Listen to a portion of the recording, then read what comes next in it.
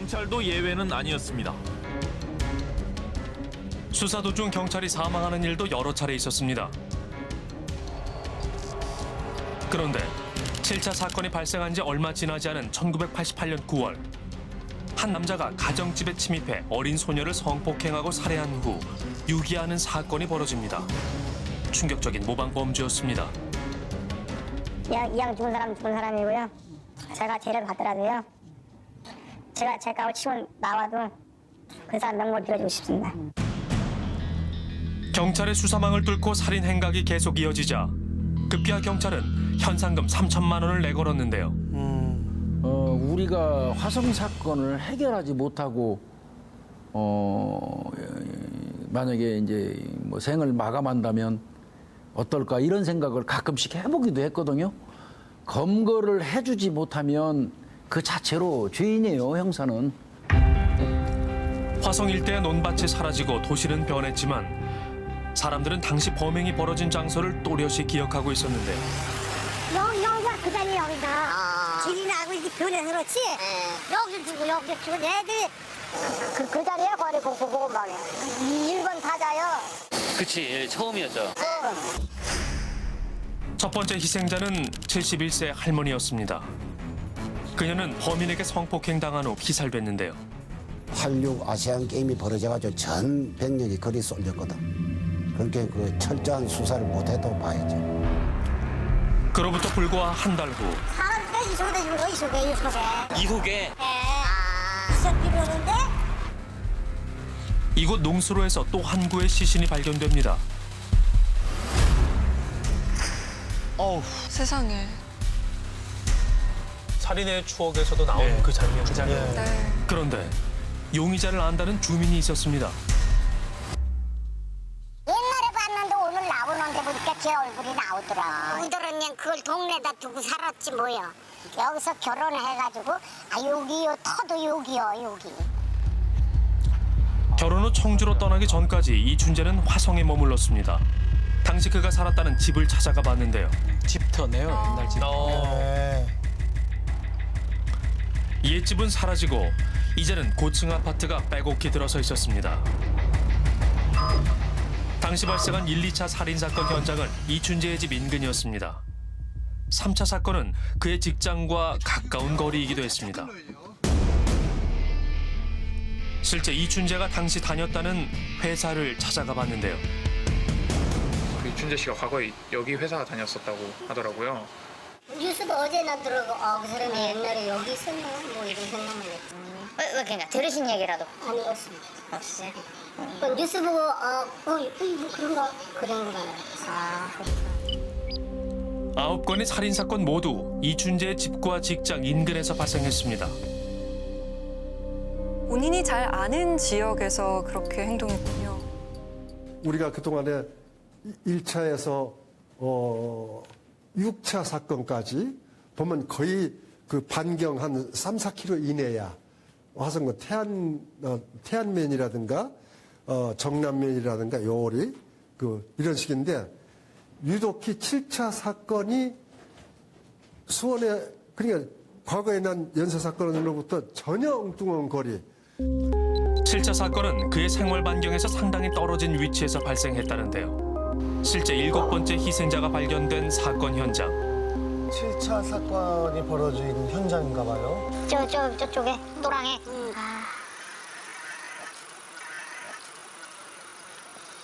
지나가는 사람을 보니까 여기서 부시락부시락 소리가 나더리야.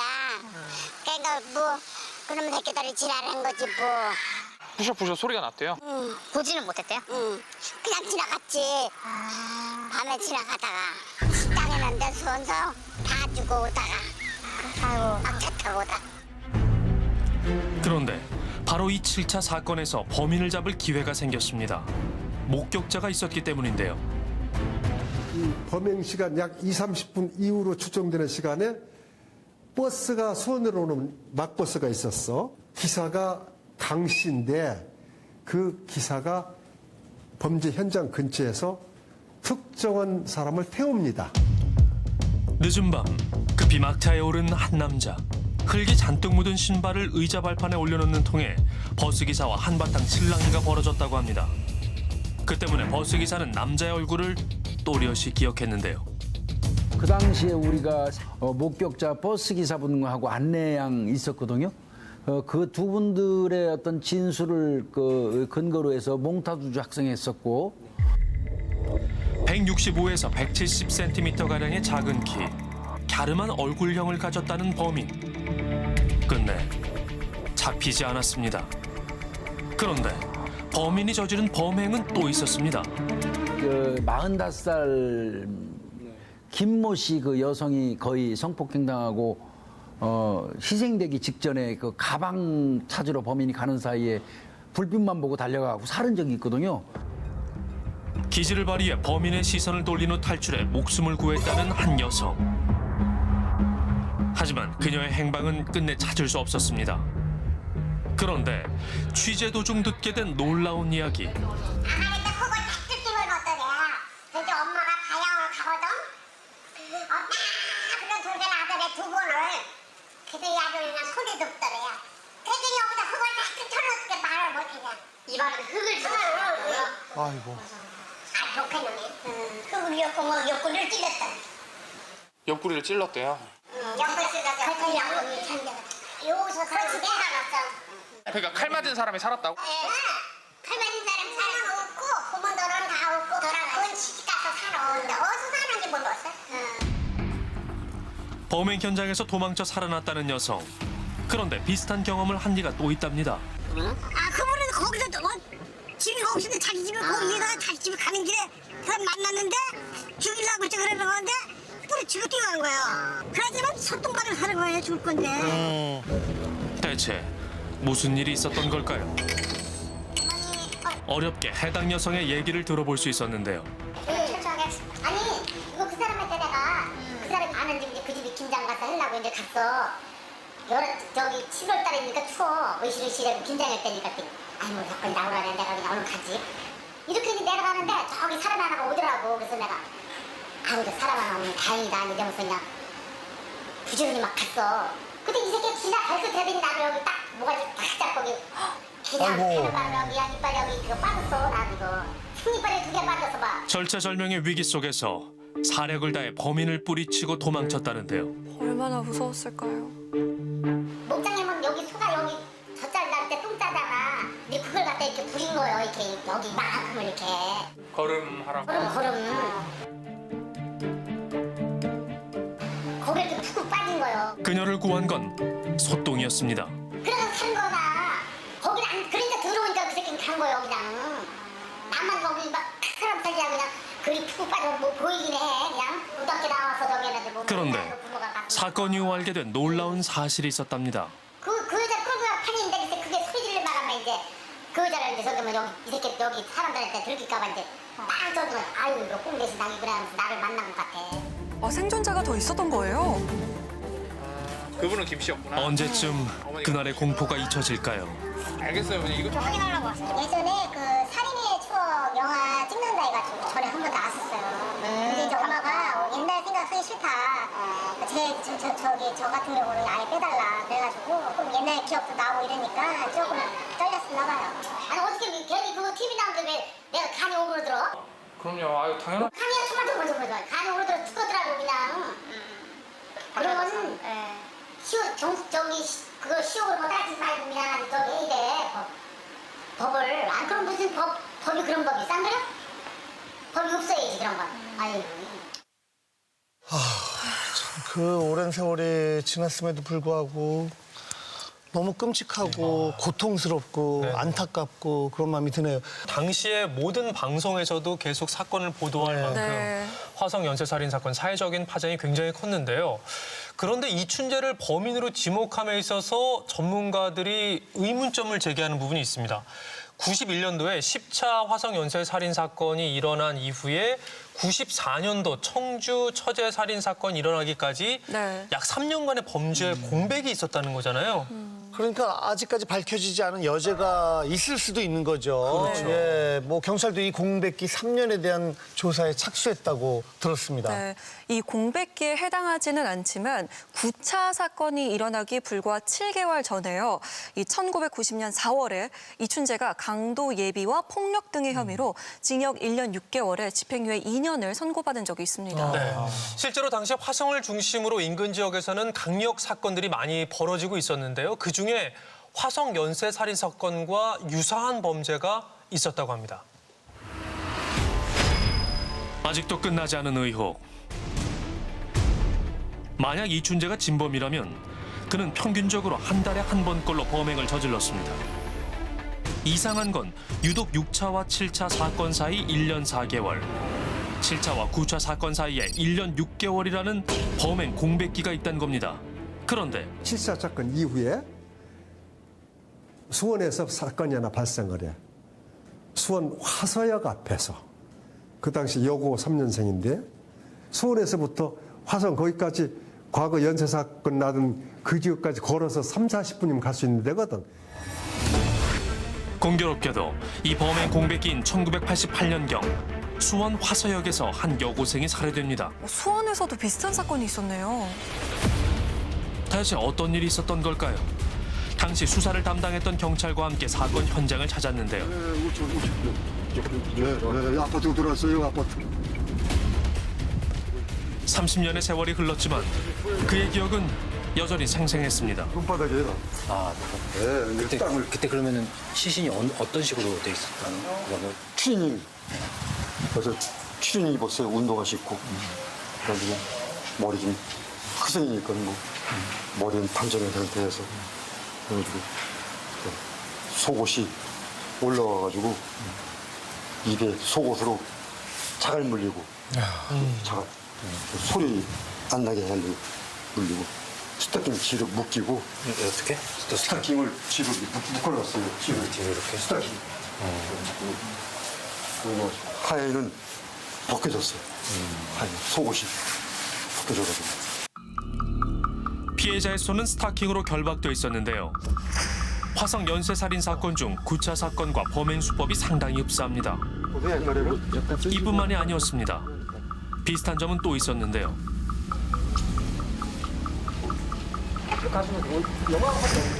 인적이 드문 농수로에 시신을 유기했고 볏짚 등으로 덮어 시신을 은폐했다는 사실도 화성 연쇄살인 사건의 범행 수법과 몹시 닮았습니다. 게다가 피해자는 붉은색 계열의 옷을 입고 있었는데요. 당시 해당 사건은 큰 화제가 됐습니다.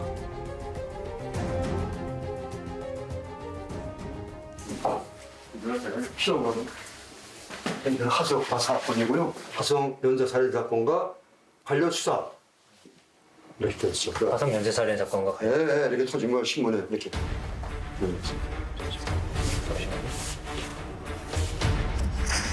두 사건이 동일범의 소행으로 의심된다는 건데요. 집을 나간 지 한 저녁 7시 넘어서 나가서 한 2시간 정도 있다가 사망했으니까 근처로 배회했거나 나가서 바람 한번 쐬고 집에 들어오다가 피살 당시 화성 연쇄살인 사건의 피해자들처럼 붉은색 계통의 옷차림이었고 두 손이 뒤로 묶인 채 폭행당했으며 목을 졸라 숨지게 한 점, 그리고 집단으로 덮어서 사체를 유기한 점 등 범행 수법이 화성 연쇄살인 사건과 비슷한 점이 많은 것을 중시하고, 과연 그날 살해범은 화성 연쇄살인 4차 사건 때처럼 붉은 옷을 입은 여고생을 무참히 살해한 것일까요? 혹시 동일범은 아닐까요? 공교롭게도 사건이 벌어진 현장은 이춘재의 집에서 그리 멀지 않은 곳에 위치해 있었습니다. 아, 사건 현장이랑 멀지가 않군요. 공조라는 게 잘 안 됐었을까요? 안 되고 서로들 좀 뻐기고 좀 야 내가 쳐봤다 우리 경찰서가 의야 형사들 보면 또 내가 잘난 척 네가 잘난 척 야 이리 와 저리 와 야 이거 서로 또 뺏기고 전쟁이에요 특진이라 특진 아니에요 그래 가름받고 안 알려주고 공조를 같이 해야 되는데 공조 수사는 제대로 안 됐고 또 이제 수호원선 맞춰서 했고. 그런데 1989년경 수원의 한 논두렁에서 또다시 한 여고생이 살해된 채 발견되었는데요. 네, 실례합니다. 혹시 여기 정씨 댁이십니까? 이거 혹시 정 댁이 계실까요? 예, 근데 어떻게 오셨어요? 네. 다른 게 아니고 그 89년도에 정 그냥 혹시 기억이 좀 있으실까 해서. 네. 이거 저기 화성 사건 때문에 오신 거죠? 네, 들어오세요. 그럼 아는 대로 얘기해드릴게요. 유족은 하고 싶은 말이 몹시 많다고 했습니다. 아이고, 거기서 오셨구나. 아우, 이제서 왜 그게 왜 저기 밝혀져갖고 이렇게 힘들게. 내가 봤을 때는 이렇게 딱이 나오니까 이렇게 하고 앉아 있었어. 이렇게 하고 누워 앉았어요? 아니 이렇게 쪼그리고 있었어 그냥. 아, 이렇게 앉아 있었어요? 네. 아니 이렇게 좀 벌린 상태에서 쪼그리고 있더라고. 아이고. 어? 그렇게 앉은 자세로? 네. 그냥 누워 있는 것도 아니고요? 네. 거기다가 이렇게 갖다 놓아놨다가. 거기가 그 저기 지형이요. 사람도 안 이렇게 다니고. 들어가져 있는 그런 지형이에요. 그래갖고 풀이 많고 가시덤불이 있고 그래갖고. 학교에서 돌아오는 길 안타깝게 목숨을 잃었다는 사촌 여동생. 그녀의 시신을 처음 발견한 목격자는 사촌 오빠였습니다. 그게 많이 놀라가지고 아 여기 오기도 싫어. 이런 푸서리 같은 데 가기 싫어. 그러면 동생이 있는 것 같고 그래가지고. 범인은 끔찍한 방법으로 그녀를 살해했는데요. 흉기에 찔린 채 차디찬 주검으로 발견된 소녀. 수원시 오목천동 여고생 피살 사건을 수사하고 있는 경기도 경찰국은 오늘 숨진 정양이 예리한 흉기에 찔려 살해됐고 사건 장소가 연쇄살인 사건이 일어난 곳과 불과 3km 밖에 떨어져 있지 않아 동일범의 소행일 가능성도 아울러 수사하고 있습니다. 가족들은 화성 연쇄살인 사건이 사촌 여동생의 죽음과 무관하지 않다고 생각합니다. 그렇게 다 알고 있는 거죠. 그리고 여태까지도 그렇게 치부를 하고 그냥 이제 안 잡혔으니까 그렇게 치부를 해버린 거예요. 화성 연쇄 사건이다 이렇게 하고. 그리고 거기서 하사 막 좀 잠잠했을 때 바로 여기 가서 이거 했나 봐. 이번에도 역시 이춘재의 집에서 멀지 않은 곳에서 사건이 발생했는데요. 너무도 억울한 17살 어린 소녀의 죽음. 그 막내딸인데 기염받고 잘했지. 공부도 잘하고. 굉장히 착했어요. 네. 굉장히 착했어요. 근데 내가 어렸을 때도 내가 봐주고 그랬었는데. 한 동네에서 같이 살았는데 말도 없고 굉장히 착했어요. 착해. 그래도 이쁘잖아. 그리고 이제 이렇게 학교 갔다가 늦게 오니까 항상 엄마가 마중을 가셨어요. 그럼 그날은? 마중을 가셨는데 엄마가 마중 갔고 오기 전에 이제 딸이 온 거예요. 와가지고는 딴 데로 간데 엄마는 학교로 간 거예요. 이제 길이 어긋난 거지. 알몸으로 발견된 소녀의 시신 옆에는 운동화 한 짝과 흰색 양말이 덩그러니 남겨져 있었는데요.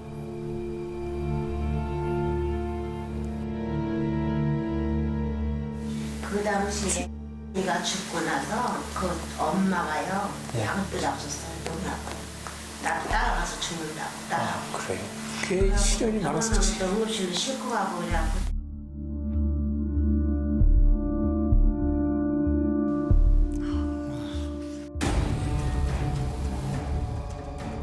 냉혹한 연쇄살인마.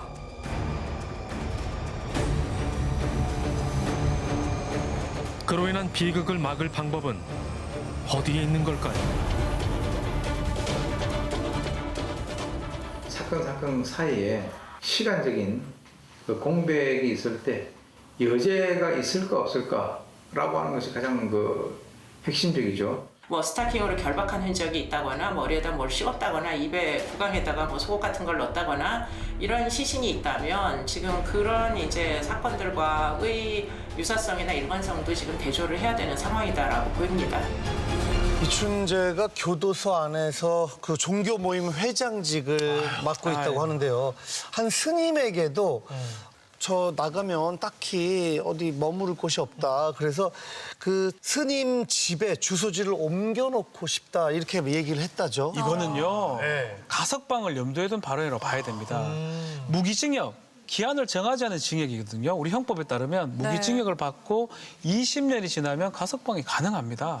지금 24년간 1급 모범수로 지금 복역을 했기 때문에 만약에 이 사건이 드러나지 않았다면 가석방도 가능했던 상황이 아닌가 생각이 됩니다. 그러면 화성 연쇄살인 사건의 범인으로 밝혀지면 가석방이 아예 불가능해지니까 그래서 부인하고 있을 수도 있겠네요. 상당히 그게 이유라고 봐야 될 것 같은데요. 네, 뭐 시간은 오래 흘렀습니다만은 무엇보다도 피해자와 그 유족이 받았을 마음의 상처는 그 어떤 말로도 그 어떤 세월로도 위로가 안 될 것 같은데요.